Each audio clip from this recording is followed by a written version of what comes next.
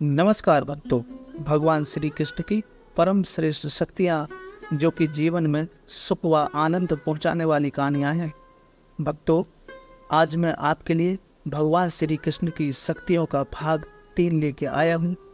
भक्तों, आपने दूसरा भाग सुना होगा जिसमें हमको पता चलता है कि अर्जुन ब्राह्मण के 9वें शिशु को बचाने में अपने को असमर्थ पाता है और उसे अपना वचन याद आ जाता है कि वह ब्राह्मण के शिशु को अगर वह नहीं बचा पाता तो अग्नि में प्रवेश कर जाएगा।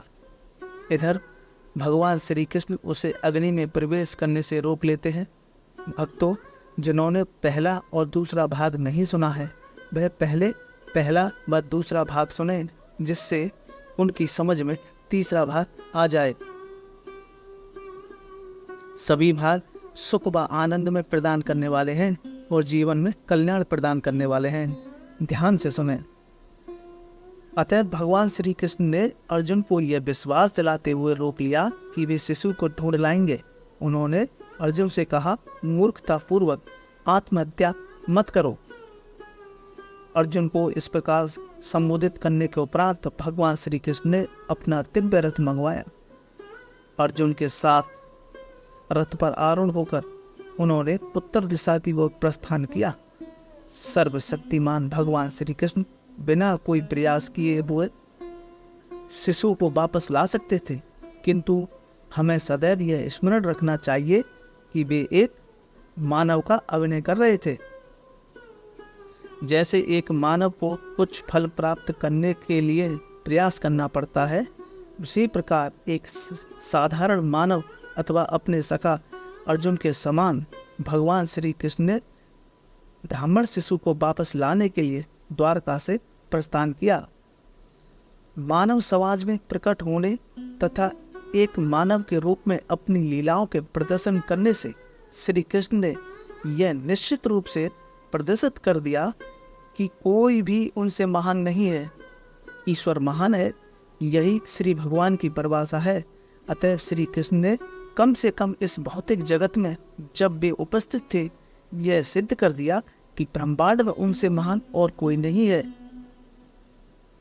अर्जुन के साथ अपने रथ पर आसीन श्री कृष्ण ने अनेक लोकों को पार करते हुए उत्तर दिशा की ओर बढ़ना प्रारंभ किया। इन लोकों को श्रीमद् भागवत में सप्तद्वीप कहा जाता है।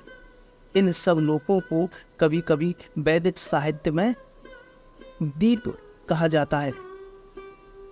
जिस लोक पर हमारा निवास है उसे जम्बूद्वीप कहते हैं। अंतरिक्ष को वायु का एक विशाल सागर माना जाता है तथा वायु के उस सागर में अनेक द्वीप हैं जो कि विभिन्न लोक हैं। विभिन्न लोकों में भी सागर हैं। कुछ लोकों में खारे जल के सागर हैं तथा कुछ में दूध के सागर हैं। किन्हीं अन्य लोकों में मदिरा के सागर हैं तथा इन्हीं में घी अथवा तेल के सागर हैं। विभिन्न प्रकार के पर्वत भी हैं।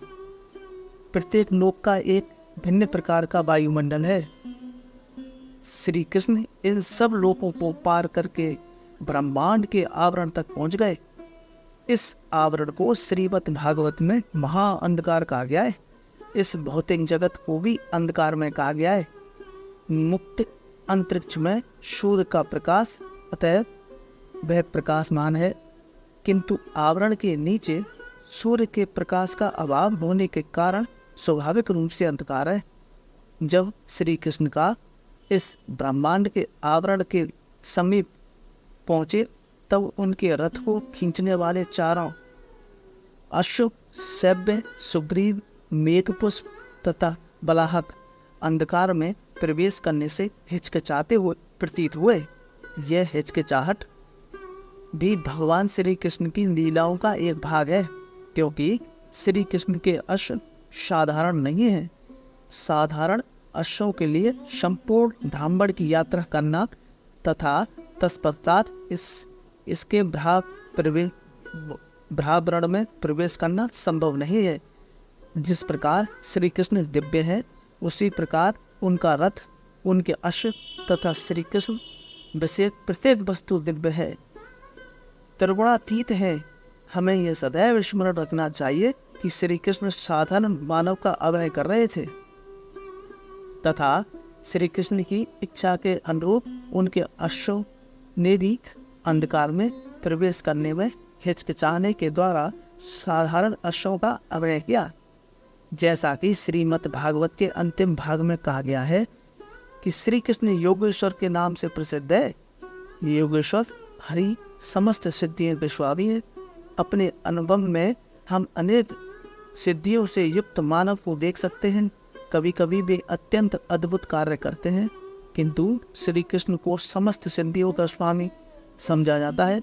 अतः जब उन्होंने अपने अश्वों को अंधकार में प्रवेश करने से हिचकिचाते हुए देखा, तब उन्होंने तत्काल अपना सुदर्शन चक्र छोड़ा, जिसने आकाश को सूर्य के प्रकाश से 1000 गुना अधिक प्रकाशित कर दिया। ब्रह्मांड के आवरण का अंधकार भी श्री कृष्ण की ही रचना है तथा सुदर्शन चक्र सदैव श्री कृष्ण के साथ रहता है। इस प्रकार सुदर्शन चक्र को सामने रखने से उसके प्रकाश ने अंधकार को भेद दिया। श्रीमद् भागवत में कहा गया है कि सुदर्शन चक्र ने अंधकार को ठीक उसी प्रकार भेद दिया जिस प्रकार भगवान रामचंद्र के सारंग धनुष से छोटे बाण ने रावण की सेना को भेद दिया था। सु का अर्थ है उत्तम तथा दर्शन का अर्थ है देखना।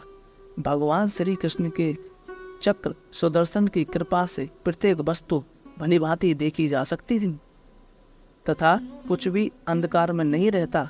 इस प्रकार श्री कृष्ण तथा अर्जुन भौतिक ब्रह्मांड को आवृत करने वाले विशाल अंधकार में क्षेत्र को पार कर गए। तत्पश्चात अर्जुन ने प्रकाश की उस कांति के दर्शन किए जिसे ब्रह्मज्योति कहा जाता है। ब्रह्मज्योति भौतिक ब्रह्मांड के आवरण के बाहर स्थित है तथा अपने वर्तमान चक्षुओं से हम इसके दर्शन नहीं कर सकते हैं। अतः कभी कभी इस ब्रह्मज्योति को अव्यक्त भी कहा जाता है। वेदांतियों के नाम से विख्यात निर्विशेषवादियों के लिए यह एक आध्यात्मिक ज्योति चरम लक्ष्य है। ब्रह्मज्योति को अनंत पारम भी कहा जाता है, जिसका अर्थ है सीमाहीन तथा अपार।